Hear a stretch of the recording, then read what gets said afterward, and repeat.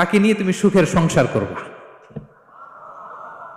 আল্লাহু আকবার, আল্লাহু আকবার। অর্ধেক সম্পদ দিয়ে দিব, আমার একাধিক স্ত্রী আছে, কাউকে যদি তোমার পছন্দ হয় এবং সেও যদি তোমাকে পছন্দ করে, প্রয়োজনে তাকে ডিভোর্স দিব, new life, new career, just go on. আমরা এই সুযোগ পেলে কি করতাম? সাথে সাথে অর্ধেক সম্পদ নিয়ে নিতাম, ঠিক কিনা? আব্দুর রহমান ইবনে আউফ, প্রেরণার বাতিঘর, উনি কি করলেন?